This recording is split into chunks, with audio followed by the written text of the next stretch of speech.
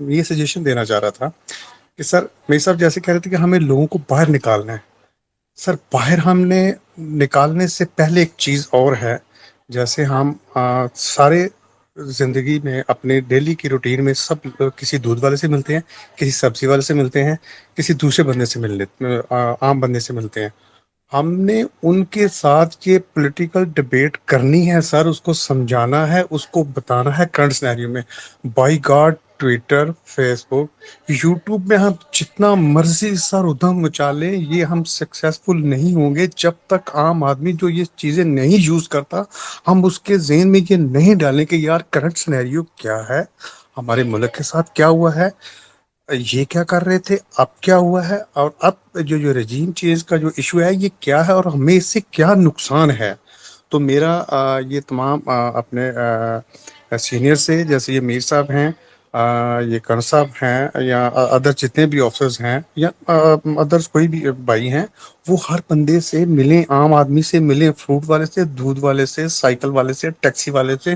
ہماری یہ ڈیوٹی ہے. اگر ہم چاہتے ہیں نا, ہم بیچ میں بھائی کہہ رہے تھے کہ ہم کیا کریں, آپ نے بھائی کچھ نہیں کرنا, آپ نے صرف عام آدمی کے پاس جانا ہے, اس کے پاس ڈیلی اس کو سمجھانا ہے. میں ایک جگہ پہ جاب کر رہا ہوں سر, ایکچولی ایکس مین, تو وہاں پہ ایک ڈرائیور ہے سر. ڈرائیور ہے سر. تو میں نصیر اس کے بھائی ساتھ نصیر بھائی میں بھی فوجی بھائی ہوں. امید ہے آپ میری اس بات پہ ناراض نہیں ہوں گے. آپ کی سجیشن ہے, آپ سجیشن کے لیے ہمارے ساتھ رہیں. ٹھیک ہے چونکہ سر, کرنا صاحب نے اور میر صاحب نے جانا ہے, تو میں چاہتا ہوں کہ ٹھیک ان ہے, کی موجودگی کا چلیں فائدہ چلیں اٹھاتے ہوئے چلیں, کوشچن لے لوں. ٹھیک تھینک ہے, یو, ٹھیک ہے, جزاک تھینک اللہ. یو, تھینک یو جی سر, عبد الحنان بھائی. جی السلام علیکم everyone. I will try my level best کہ میں اپنی بات کو ذرا چھوٹا رکھوں. میری یہ گزارش ہے سب سے, کیونکہ ہمارا ٹاپک ہے سب سے پہلے پاکستان, اور اس میں کوئی دوسری رائے نہیں ہے. جب بھی ہم نے جوڈیشری کو ایڈریس کیا, یا میڈیا کو ایڈریس کیا, یا سیاستدانوں کو ایڈریس کیا, یا افواج کو ایڈریس کیا, تو جو بھی لوگ ان سے منسلک ہوتے ہیں وہ فوراً ہی ڈیفینسو ہو جاتے ہیں, اور وہ اپنے دلائل دینے لگ جاتے ہیں اپنی جو آرگنائزیشن ہے اس کو بیک کرنے کے لیے, یا اپنی جو فیلڈ ہے اس کو بیک کرنے کے لیے. میرے خیال سے ہمیں ہر چیز سے بالاتر ہو کے کچھ چیزوں پہ, وہ کہتے ہیں وقت آ گیا ہے کہ سچ بولنا ہی پڑے گا, اور سچ اتنا وہ کہتے ہیں میٹھا نہیں ہے.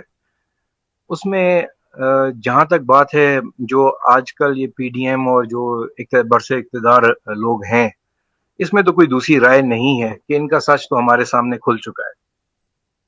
یہ تو بطور ایک پاکستانی, ایک ان بائسڈ, باقاعدہ میں اس کی وضاحت کر دوں کہ میں ان بائسڈ اوپینین دے رہا ہوں کہ یہ تو ہمیں کسی بھی صورت ایکسیپٹیبل نہیں رہے.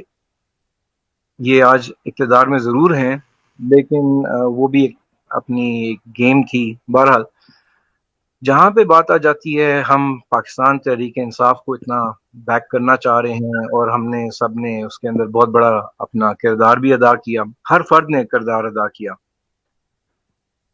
ادھر بھی ہمیں سچائی بولنی پڑے گی. وہ یہ ہے کہ جس وقت ہم اقتدار میں آئے, تو اس وقت جو چیزیں ہم نے کمٹ کی لوگوں سے, جو پلانز ہم نے لوگوں کو بتائے, جب ہم اقتدار میں پہنچے تو ہمیں وہاں پہنچ کے احساس ہوا کہ ہمارے پلانز نامکمل تھے, ہماری تیاری نامکمل تھی.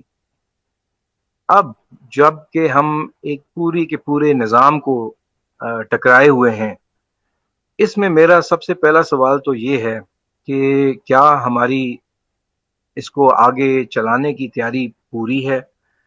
دوسری بات یہ اسی کے ساتھ جوڑوں گا, وہ یہ کہ جب تک ہم اپنے ہی پارٹی کے اندر, پاکستان تحریک انصاف کے اندر ہی انصاف نہیں کر پائیں گے, ہم پورے پاکستان میں کیا انصاف کریں گے. انفارچونیٹلی جو دیکھنے کو ملا, دیٹ واز ٹوٹلی فرینڈز اور انویسٹرز جو تھے, وہ اس چیز کو انہوں نے اویل کیا, اور اس کے نتیجے میں ہمیں بڑے بھیانک ریزلٹس ملے.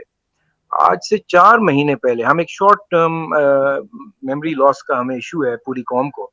4 مہینے پہلے ہم سارے بالکل کہتے ہیں نا کہ ہمارا دم گھٹنے لگ گیا تھا اور ہم سارے پریشان تھے کہ یہ کیسے گورننس ہو رہی ہے اور یہ کیا ماجرا ہو رہا ہے، کیوں نہیں چیزوں کو صحیح طرح ہینڈل کیا جا رہا اور ریزلٹس کیوں نہیں آ رہے.